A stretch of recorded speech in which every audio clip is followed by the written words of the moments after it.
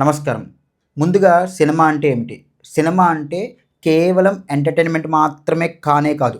Cinema అంటే it's more than entertainment. సినిమాకి మనుషుల యొక్క ఆలోచన విధానాన్ని మార్చగలిగే శక్తి ఉంటుంది. సమాజం యొక్క నడవడికని ఒక సినిమా మార్చగలదు. అంతటి శక్తివంతమైనది సినిమా. మీ యొక్క ఆలోచన విధానం మీ అంతటా మీకుగానే వచ్చేసింది అని మీరు అనుకోవచ్చు. కానీ మీరు చాలా కాలంగా చూసింది, చదివింది, విన్నది అంతా కూడా ఒక కలెక్టివ్ ఇన్ఫర్మేషన్‌గా అక్యుములేట్ అయ్యి మీ యొక్క ఆలోచన విధానంగా ఫామ్ అవుతుంది. బుక్స్, సినిమా, మీడియా ఇవన్నీ కూడా చాలా కాలంగా ప్రజల్ని ప్రభావితం చేసుకుంటూ వస్తున్నాయి. కానీ ఆధునిక యుగంలో ఇంటర్నెట్ వచ్చిన తర్వాత సోషల్ మీడియా అనేది వీటన్నిటికంటే ప్రజలని చాలా ఎక్కువగా ప్రభావితం చేస్తున్నది. ఇంటర్నెట్ వచ్చిన తర్వాత సినిమా యొక్క ప్రభావం అనేది చాలా తగ్గిపోయింది అని కొంతమంది యొక్క వాదన. కానీ సరైన సినిమాని సరైన దర్శకుడు తీస్తే దాని యొక్క ప్రభావం అనేది ప్రజల మీద చాలా తీవ్రంగా ఉంటుంది అని నమ్మే కొంతమంది వ్యక్తుల్లో నేను కూడా ఒకడిని. సినిమాల ప్రభావం ప్రజల మీద ఎంతలా ఉంటుంది అని ఉదాహరించడానికి మనం ఒక చిన్న ఎగ్జాంపుల్ తీసుకుందాం. అర్జునుడు కర్ణుని గురించి మీకేం తెలుసు అని అడిగామనుకోండి, చాలామంది అర్జునుడి గురించి ఏం చెప్తారు? అర్జునుడు చాలా అసూయపరుడండి. అతనికి తప్ప ఎవరికి విద్యలు రాకూడదు అనుకుంటాడు. అతను అసూయతో జీవితకాలం అంతయు కూడా కర్ణుడి పైన పడి ఏడ్చాడు. కర్ణుణ్ణి ఎదురుగా వెళ్ళి చంపలేక దొంగ దెబ్బ తీసి చంపాడు అని అంటారు అర్జునుడి గురించి. అదే కర్ణుడి గురించి అడిగామనుకోండి, అయ్యో బాబోయ్, కర్ణుడు అంటే కర్ణుడు కాదండి, కర్ణుడు మహాపరాక్రమవంతుడండి, కర్ణుడు దానవీర సూరకర్ణండి, ధర్మం ఎక్కడ ఉంటే అక్కడ కర్ణుడు ఉంటాడండి, ఇంకా చెప్పాలంటే అసలు మహాభారతంలో హీరోనే కర్ణుడండి అంటారు. ఈ ఆలోచన విధానం మనకు ఎలా వచ్చింది? సొంతంగా వచ్చేసిందా? కాదు.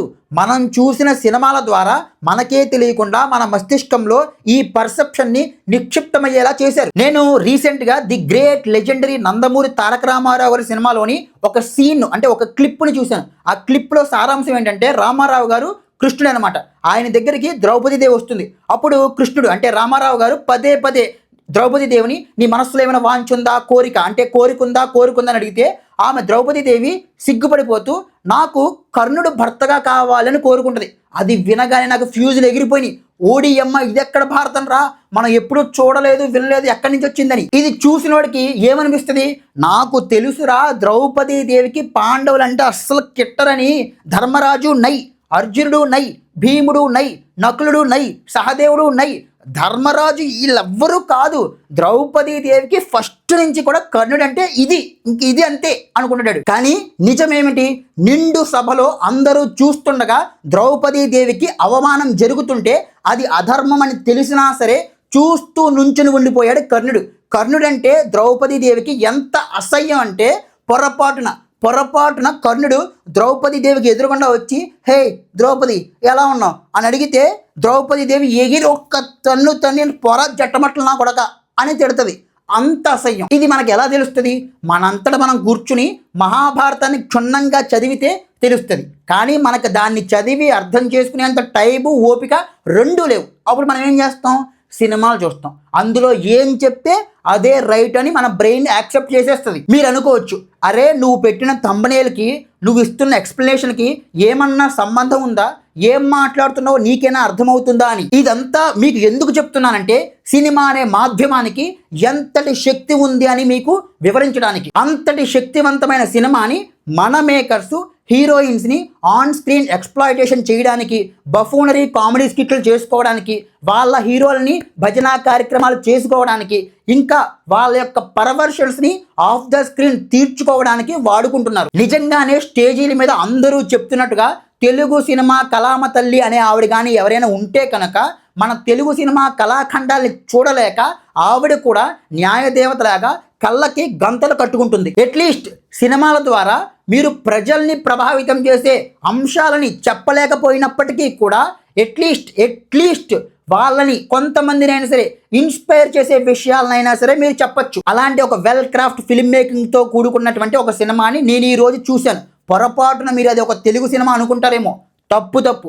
మన తెలుగు వాళ్ళ దగ్గరికి వెళ్ళి, ఎస్పెషల్ తెలుగు వాళ్ళు కాదు, తెలుగు మేకర్స్ దగ్గరికి వెళ్ళి క్రాఫ్ట్ మ్యాన్షిప్, ఫిలిం మేకింగు ఇలాంటి పదాలని వాడామనుకోండి, కౌనరేతో యూ దుష్మన్ బహర్జా అంటారు. ఇది ఒక తమిళ్ సినిమా.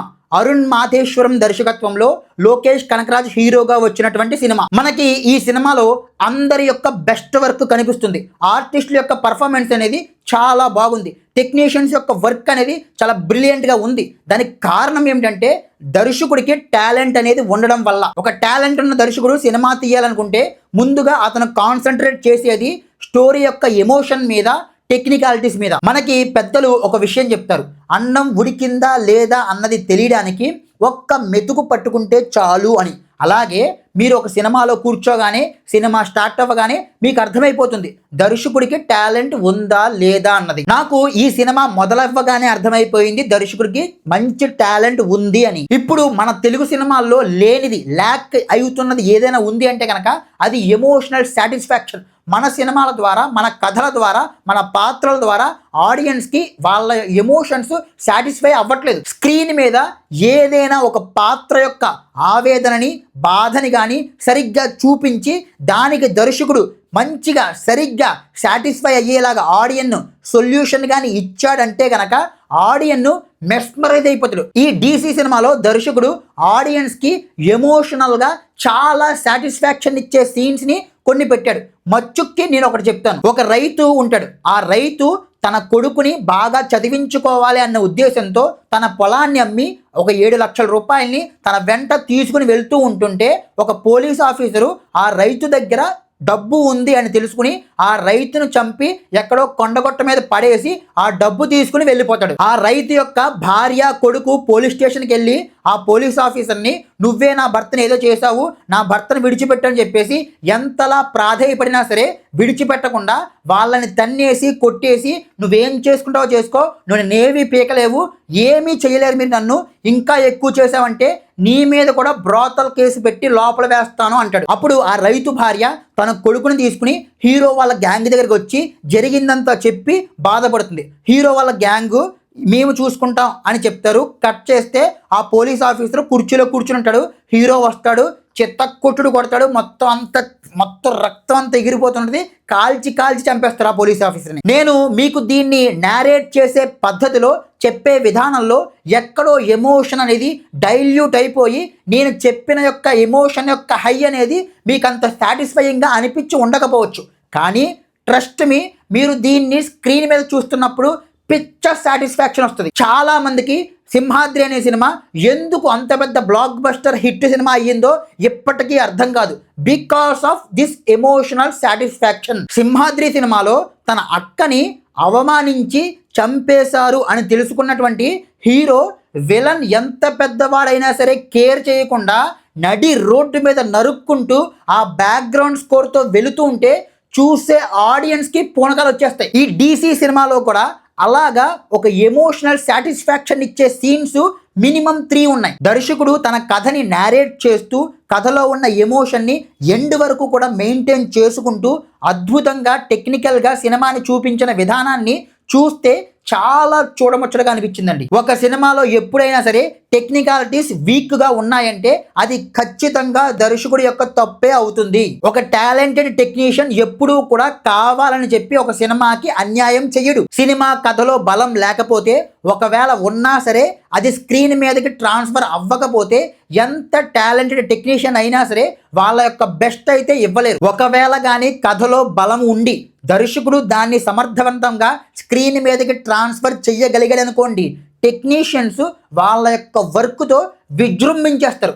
దానికి బెస్ట్ ఎగ్జాంపుల్ ఈ డీసీ సినిమా. అనిరుద్ధ్ తన బ్యాక్గ్రౌండ్ స్కోర్తో సినిమాని ఒక రేంజ్కి తీసుకెళ్ళాడండి. తన బెస్ట్ వర్క్ ఇచ్చాడు. సినిమాటోగ్రఫర్ కూడా చాలా అత్యద్భుతమైనటువంటి ప్రతిభను కనబరిచాడు. కొన్ని క్లోజప్ షాట్లు కానీ, బీచ్ షాట్లు కానీ, హిల్స్ మీద ఉండే సన్సెట్ షాట్లు కానీ చాలా అద్భుతంగా తీశాడు. నేను ఈ సినిమా గురించి పెద్ద ఎక్కువగా మాట్లాడలేకపోతున్నాను. దానికి రీజన్ ఏమిటంటే, నన్ను ఒక పనికి మాలిన సినిమాలో ఉన్నటువంటి నెగిటివ్స్ గురించి మాట్లాడమంటే నేను పుంఖాలుగా మాట్లాడేస్తాను. కానీ ఒక వెల్ క్రాఫ్టెడ్ సినిమా గురించి మాట్లాడమంటే మాత్రం నేను మాట్లాడను. ఎందుకంటే ఒక వెల్ క్రాఫ్టెడ్ ఎమోషనల్ సినిమాని చూస్తే వచ్చే మజాని ఆడియన్స్ చెప్పకుండా పొందాలి అన్నది నా అభిప్రాయం. అలాగని ఈ సినిమాలో అసలు నెగిటివ్సే లేవా అంటే ఉన్నాయి. ఏ సినిమాని తీసుకున్నా సరే అందులో పాజిటివ్స్ ఉంటాయి, నెగిటివ్స్ ఉంటాయి. ఈ సినిమాలో కూడా ఉన్నాయి. మచ్చుక్కి కొన్ని చెప్తాను, బట్ అవి పెద్ద ప్రాబ్లమాటిక్ అయితే ఏమీ కావు. దర్శకుడు సినిమాటిక్ లిబర్టీ అనేది చాలా ఎక్కువగా తీసుకున్నాడేమో అనిపిస్తుంటుంది. అంటే గన్ ఫైరింగ్స్లో కానీ, లేకపోతే హీరో వాళ్ళ గ్యాంగ్స్ పోలీసుల మీద అటాక్ చేస్తున్నప్పుడు పోలీసులకే ఎక్కువ డ్యామేజ్లు జరగడం కానీ, అలాగే ఈ సినిమాలో వామికా గబ్బి గారి యొక్క పాత్ర ఒక వేశ్య పాత్ర.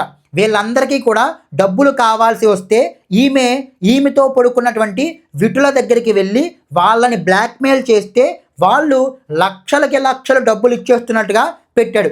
అలాగే ఈమె 6 సంవత్సరాలు ఉన్నప్పుడు బెంగాల్ నుంచి ఈ వేశ్యగృహానికి వచ్చినట్టు, అప్పటి నుంచి కూడా బయట ప్రపంచాన్ని అసలు చూడలేదు అన్నట్టుగా, ఆకాశం కూడా ఎలా ఉంటుందో తెలియదు అన్నట్టుగా దర్శకుడు చూపిస్తాడు. ఇవన్నీ కూడా లాజికల్గా ఏమాత్రం కూడా కన్విన్సింగ్గా అనిపించవు. ఇక రెండో విషయం ఏమిటంటే, ఈ సినిమాలో ఉన్న ఇద్దరు హీరోయిన్స్ కూడా ఈ సినిమాకి చాలా బ్రైట్గా అనిపిస్తారు. ఈ సినిమాలో చేసిన ఆర్టిస్టులు అందరూ కూడా, ఇంక్లూడింగ్ లోకేష్ కనకరాజ్తో సహా, ఆ కథకి ఆ పాత్రలు ఆ ఆర్టిస్టులు ఎలా ఉండాలో అలాగే ఉంటారు. ఒక్క హీరోయిన్స్ తప్ప. సంజన కృష్ణమూర్తి గారిని అయినా సరే మనం ఎక్సెప్షన్ ఇవ్వచ్చేమో కానీ, వామికా గబ్బి గారు ఆ వేశ్య పాత్రలో అస్సలు ఫిట్ అవ్వలేదు.